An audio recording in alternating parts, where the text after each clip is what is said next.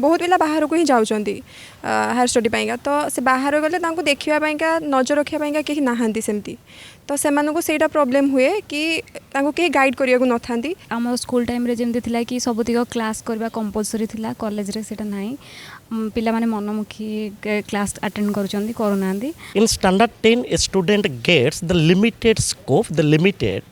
areas, but when he joins or she joins in an universities, the boy or the girl comes from the village and taking the admission in the university, taking the admission in the colleges, in the towns and the cities.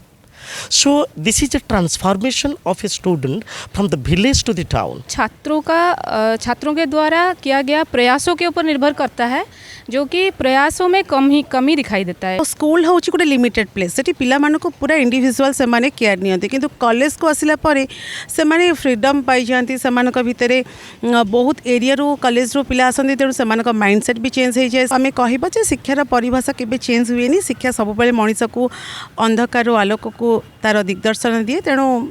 शिक्षा को नहीं आम समस्ते संदेह नुहे आम संभावना रखा उचित आम भितर When a student just coming to the cities and the towns, he wants to be just I'm getting everything in my life. Maximum times he or she spends with the mobiles. So it is another drawback. जेतले plus two result बाहरला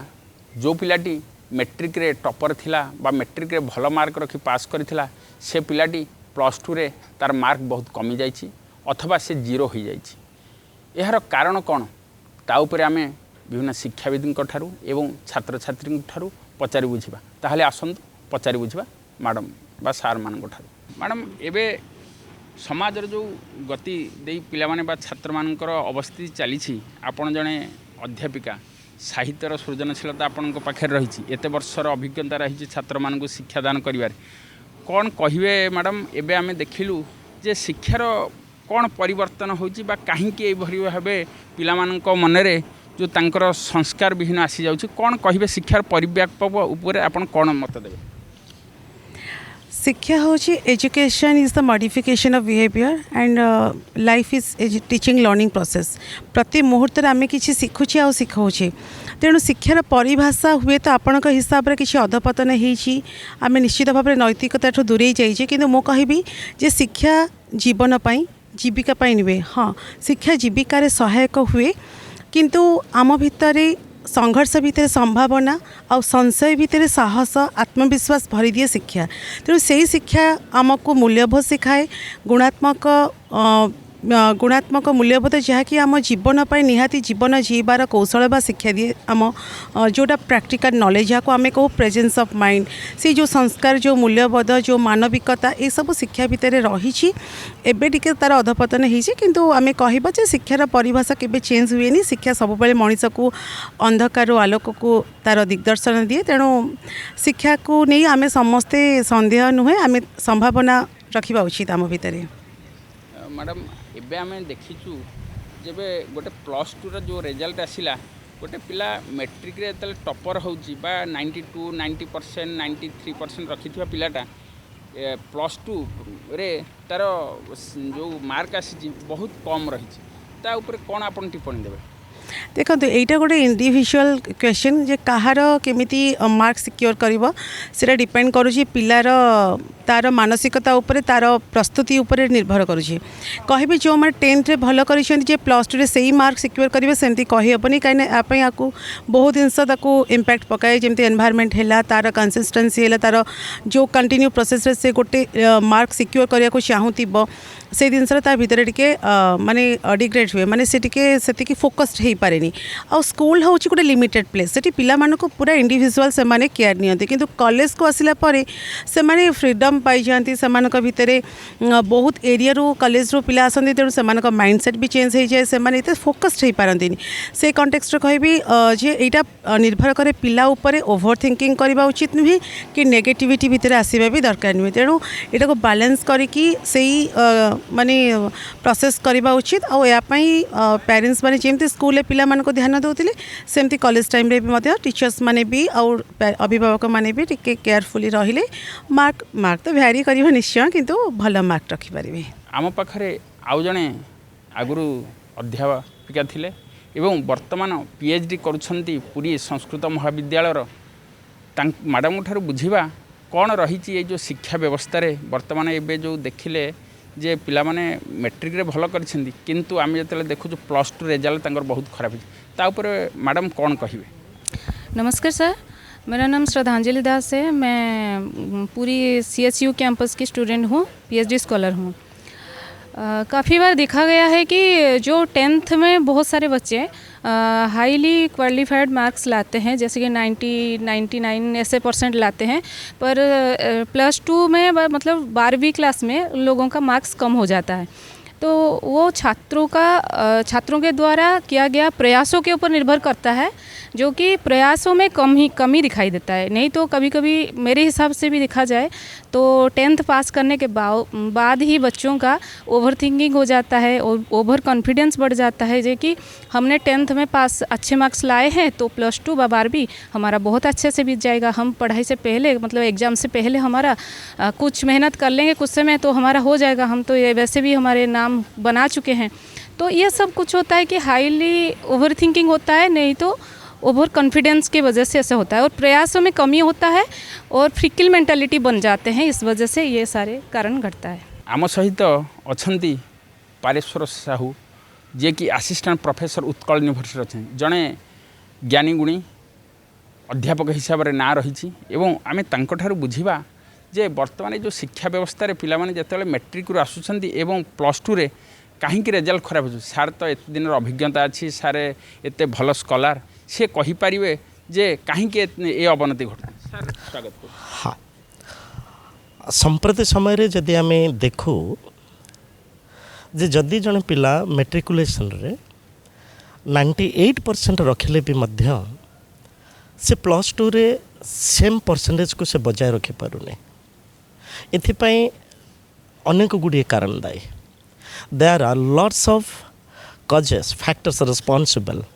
So what is the reason behind for the dwindling of the marks? As far as my knowledge is concerned, the first cause is that is the environmental cause. Why I am talking about the environmental cause? Suppose we are talking about in standard 10. In standard 10, a student gets the limited scope, the limited areas. But when he joins or she joins in an university, the boy or the girl comes from the village and taking the admission in the university, taking the admission in the colleges, in the towns and the cities.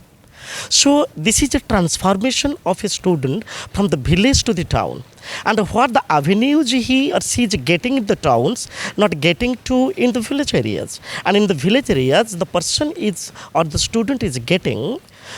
confined to the percentage oriented level. But when he or she is coming to the towns, at the meantime, she or he is getting the huge avenues. As a result, I may say that the concentration, what he or she had in the standard 10, that concentration is not in +2, number one. Number two, the mindset of the students, that we may talk about the fickle mind that generates in the cities and the towns, because he or she is getting the avenues like the malls, the theaters. We may talk about the different amusement amenities he or she is getting in the town. As a result, it is responsible to distract the students to get the same mark or to repeat the same what he or she achieved in standard 10. This is the one cause. Another cause I am talking about it, that is high ambitious. When a student just coming to the cities and the towns, he wants to be just I am getting everything in my life. So that is a great blunder. I may say that it is a great blunder. तेणुकरी आम ये दुईटा कथा देखिपर जे प्रथम देखिले तार जो फिकलनेस बढ़ुची, तार high ambitious से ही जाऊँगी, एंड सबुठ बड़ कथा जे से तार निजर माइंड आउ ता एक्शन को सेठी मैनेज करि पारुने. He couldn't maintain the same what he or she had in standard 10, the same is not repeated in the plus 2 or in the higher studies. So it is a stepping stone not to score the good or the same repeating the higher studies. This is the third. The fourth one is when we talk about technologies. Because when we are talking about the standard 10, what the student is not familiar with the technology, just getting the step in the cities and the towns, he is more technological oriented. As a result, maximum times he or she spends with the mobiles. So it is another drawback. We need a mobile, I'm not against of it. Because according to the time, we have to imbibe ourselves according to the time. But that doesn't mean maximum students, we see that 90% students, we notice that the maximum times they are playing with the mobile. So it is another drawback not to scoring the good mark. I may give the example. When I was passing the metric, who was the best one?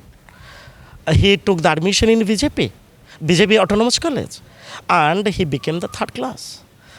This is the example we see that. So lots of examples we have. So therefore these are the factors are responsible. The person doesn't maintain the equity and equality what in standard 10 and it is not in the higher studies. Madam कौन कहिबे आपण जन छात्री Utkal university आपण matric pass करके आछंदी +2 भी देखिछंदी +3 भी देखिछंदी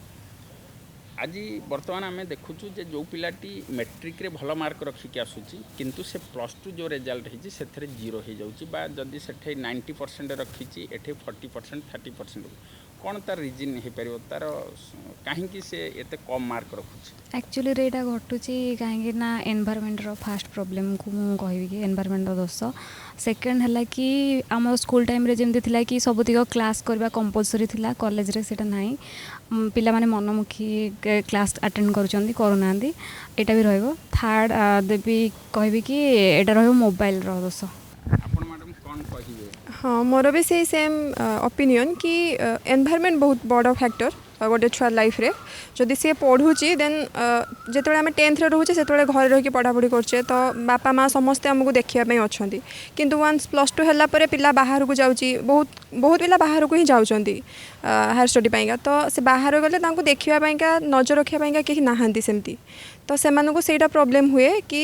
तांको कहीं गाइड करिया को नथांती प्लस टेक्नोलोजी गोटे बहुत बड़ जिनस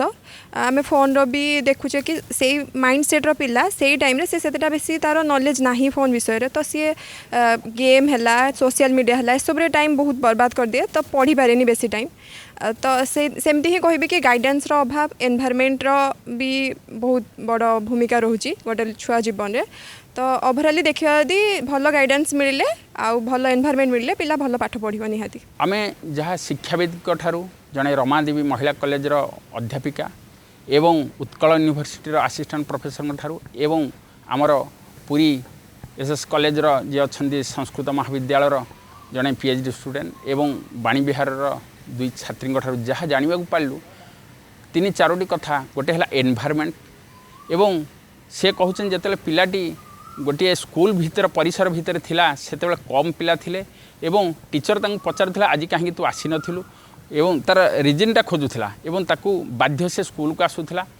सेठे तार उपस्थान सदाबले 100% रहूला जहाँफल पढ़िबार स्कोप थिला एठे जतले से आसुची मोबाइल इंटरनेट ए सबुरे मातिगला एवं से सेतेबेले कौन करुच्ची तार पढ़ा प्रति ध्यान रहुनी एवं तार जो स्कूल रे जो जगिबा टीचरंकर सेटा मध्य भय छाड़ी जाउची एवं विभिन्न सांगसाथी मेले जतेबेले से रहुची सेतेबेले से पाठटा को भूली जाउची एवं तार मन मोटिया हो जाउची एवं से भाबुची जे ओवर कॉन्फिडेंस मध्य हो जाउची तेणु आमे जहाँ जानिबा को पाइलु पिला जेतेबेले सेपटे अधिक मार्क रखिथिया पिलाटी ये जो बाहर जो परीक्षार फल +2 रे पूरा से 0 हो जाए तेणु विभिन्न प्रकार कारण रही जहाँ आम पिलामान ठारू विभिन्न शिक्षाविद ठारू जानिबा पाइलु भुवनेश्वर वीडियो जर्नालिस्ट धीरेन बेहेरा सहित मु सुकांत कुमार महांती सूचना टीवी 24/7।